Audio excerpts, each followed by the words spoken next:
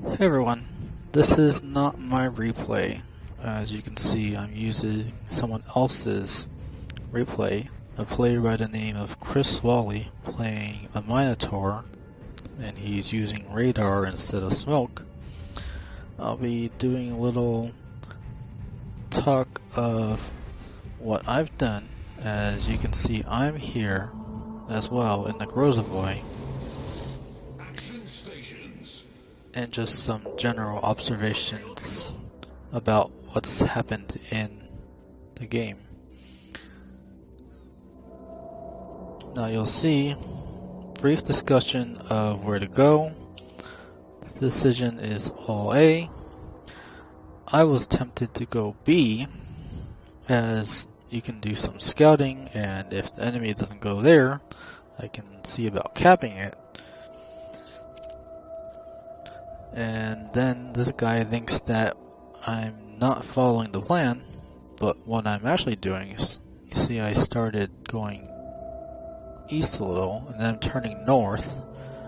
We already have 2 DDs heading directly to A, so my plan is to take a little loop and see if I can't spot anything heading toward A or B, so for some advanced scouting.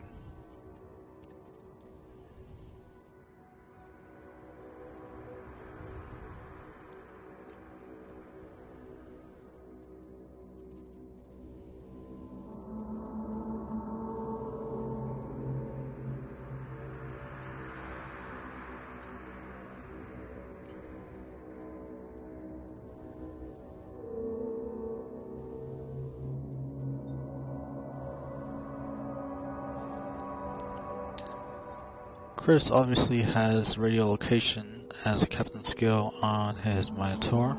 Enemy force sighted on the horizon. And he puts it to good use in this game.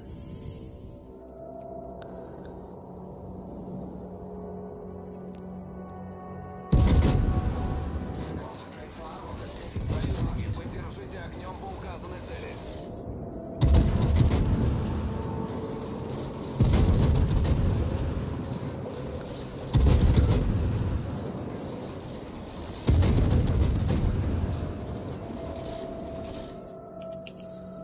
Now you'll see here, I am coming out, and I'm going to make a remark on this smoke.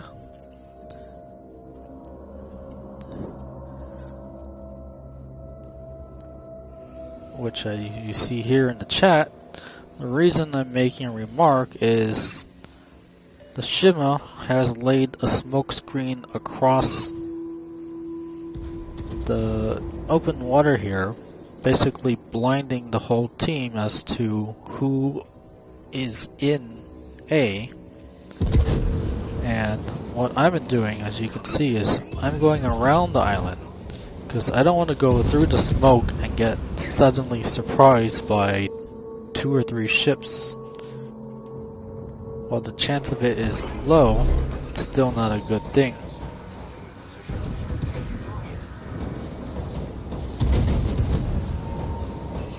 Torpedoes to starboard. Torpedoes direct front.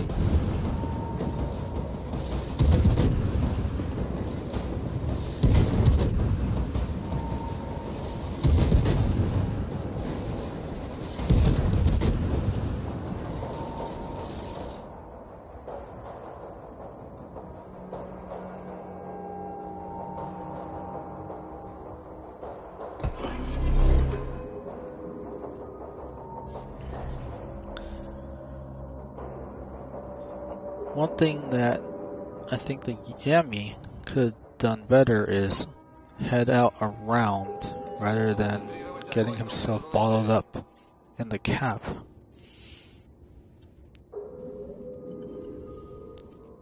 Torpedoes direct front. And here something goes, I guess, okay. Although I wouldn't necessarily trade a DD for a battleship.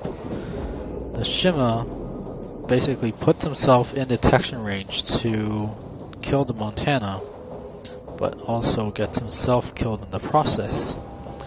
And here I am giving Chris some smoke cover.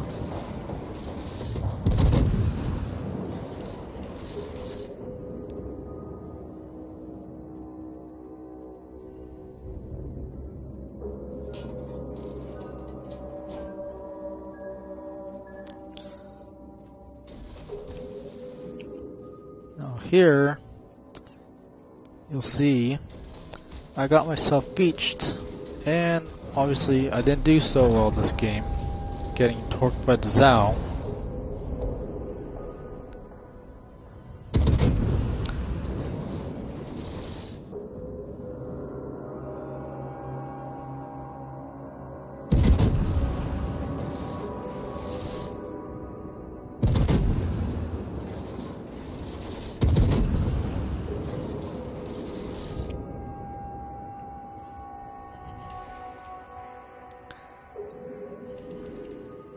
And you can see my comment about the Yami putting himself in a lot of unnecessary risk.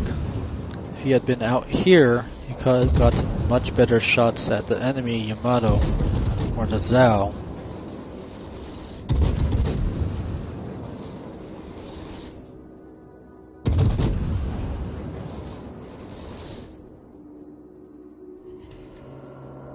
Torpedoes to port. Torpedoes to port.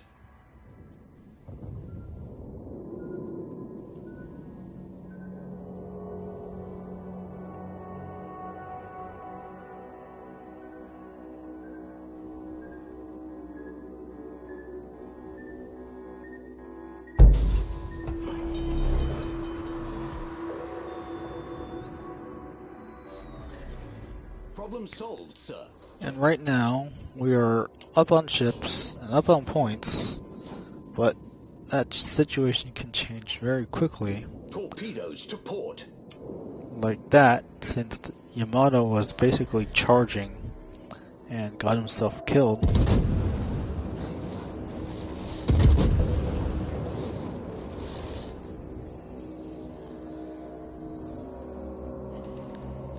So things need to be happening now, since we're even in ships, but also now down in points.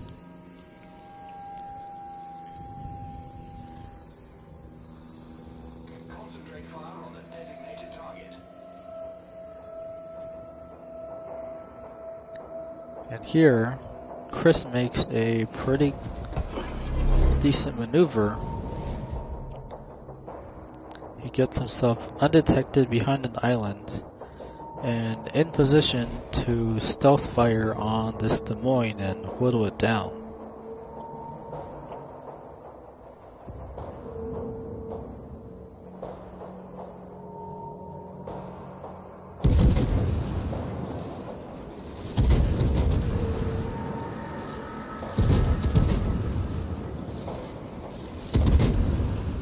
Concentrate fire on the designated target.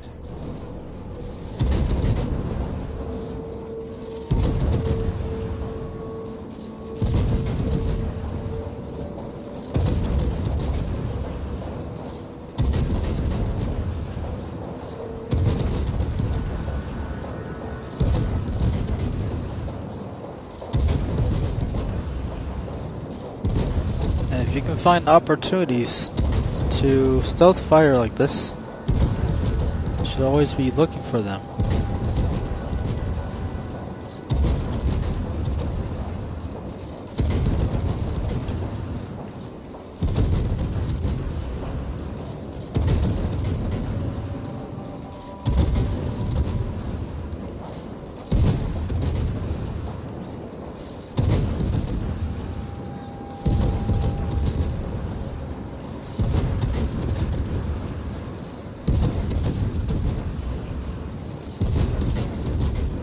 And with a few incoming shots from the Montana, Des Moines gets destroyed pretty easily.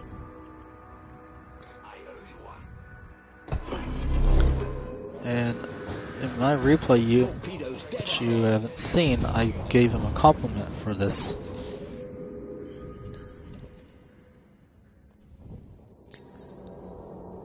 and with the Zao just getting sunk, and the Shima rushing the Zao and getting sunk as well, things are starting to look pretty bad.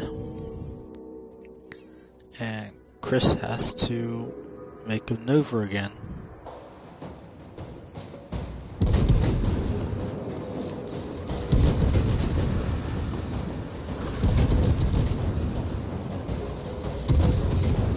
Here he's attacking Shima, and I am moving my viewpoint toward the Yamato to check if the Yamato has shots on Chris.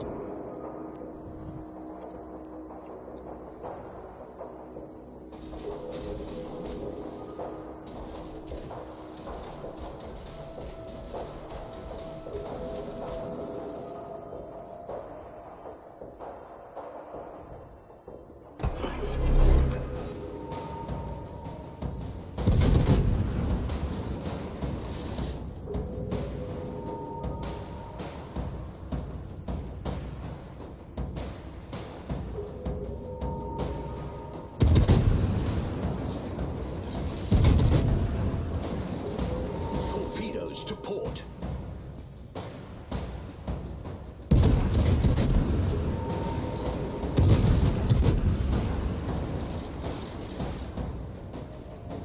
Torpedoes to port.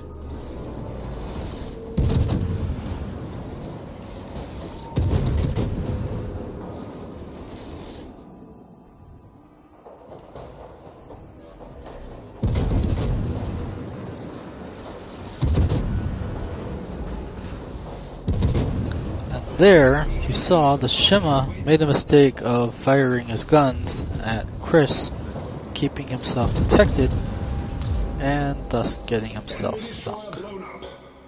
Fortunately for us. Now we have our own problem, as our Montana is now proceeding to charge the enemy Yamato, and the enemy has both caps, is up on points, and so I'm telling the Montana, hey, back up, we need our ships alive.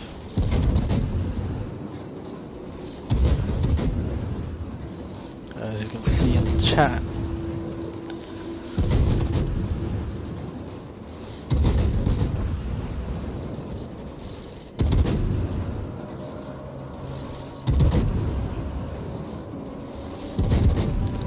Chris obviously is whittling it down as much as he can.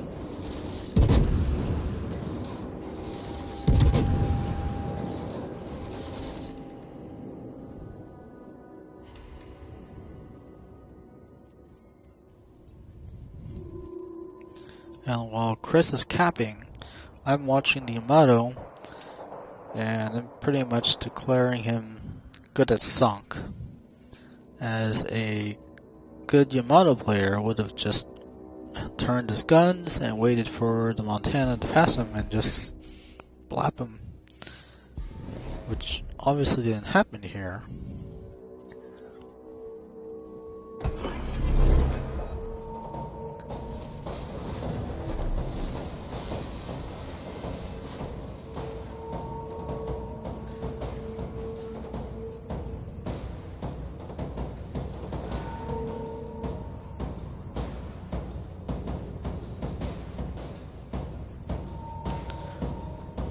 Our Montana still doesn't survive though, and now it's just Chris against a close to dead Yamato and a pretty healthy Zao.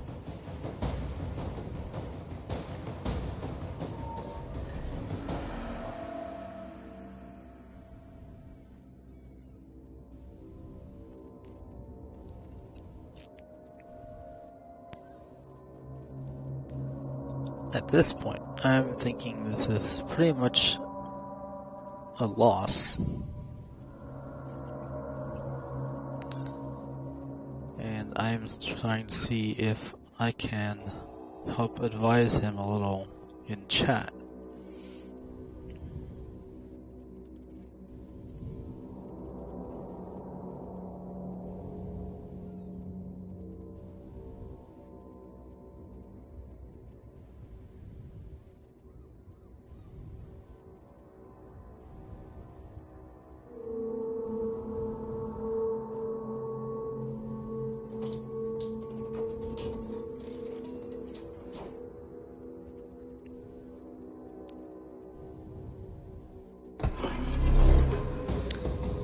And with my advice of using Hydro, he detects the Zao,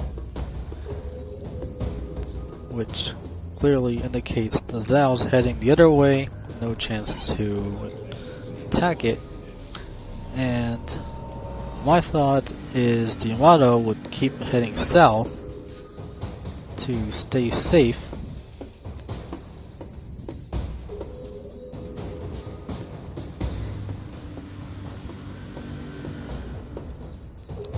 Since the point advantage for the enemy is very significant.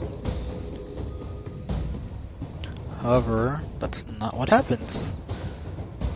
We spot the Yamato, and Chris is able to make quick work of it.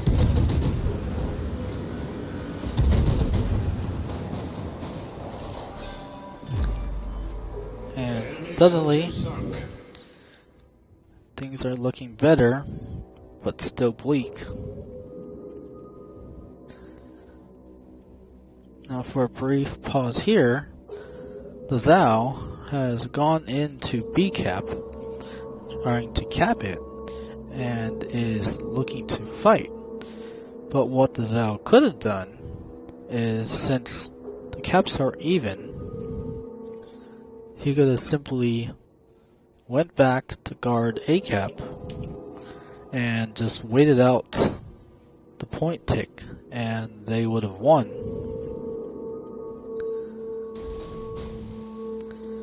By staying to fight, the Zao gives us a chance to win.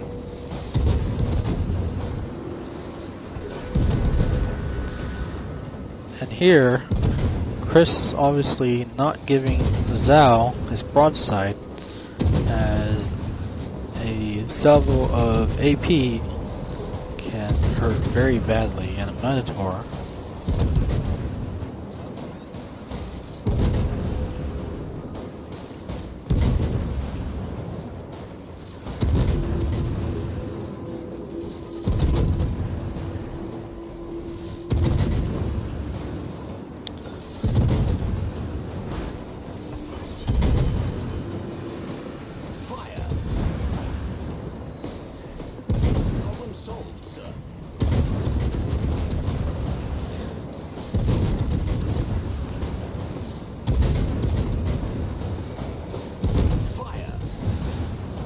Here, I'm remarking that we have a time problem.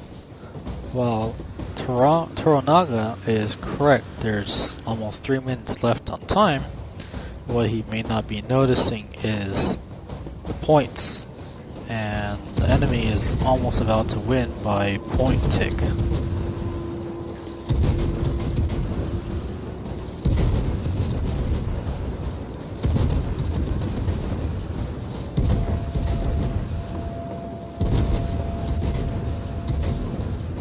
Case in point here, the enemy is now at 999 points, and we only have 1 point tick left to finish this Zao. And luckily, Chris is able to do that, securing us a win, a very big comeback win. It was definitely something to record, and while it's only brackets 11 to 15, such a close game is still fun to watch nevertheless. Thank you for watching, and see you next time.